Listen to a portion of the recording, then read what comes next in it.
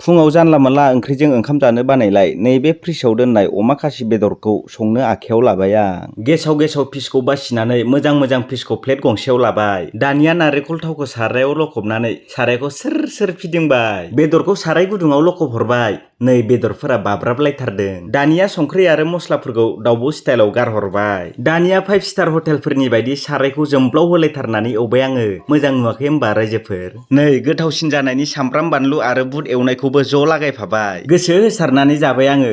सोर अमा बेदरखौ बेबायदि एवनानै जानो मोजां मोनो कमेन्टआव खोन्थाहरदो। जाफुबाय थानायावनो बुरिया खावब्ला बा गावआल' हारसिं एवनानै जाखुमालायथारदों होनना सेख'ना लांनो नागिरदोंमोन। ओमफ्राय बुरिनो दरसे होनानैनो थगायना दोनथ'बाय आङो। बुरिया नै दरसेखौ जानानै गोथावथार जादों होनना बुंलायथारदों। दरसे मोनजानायावनो बुरिया आं संनाय खावनाय बासनफोरखौ सुहैजोबबाय। अमा बेदरजों जानायनि खोथा जाखांनानै खुगाखौ साफा मोननायनि गय खान्दिसे आरो फाथैयाव सुनै लागायनानै बोरायफोरबायदि स्राय जाबाय। अमा बेदर जाखुमानायनि बुरिया आंखौ पानिशमेन्ट होबाय। नै फिसाजोखौ 2 घन्टासो बाथ'नानै लानांगौनो। गावहा ओंखाम ओंख्रि संहैजोबनोसैनो। फिसाजो बानायावलाय मानिथो दुखु, मा 2 घन्टा 3 घन्टाखौनो बागोन आं होननानै बुंबाय आङो। बानाय लोगो नै सनाया उन्दुलांबायानो। बिफाजों बाजानो मोनबा जेबो थालखौनो मोनखाया। नै फ्लिपकार्टआव अर्डार होनाय गाइखेरखौ बुरिया दों लाना फैगासिनो।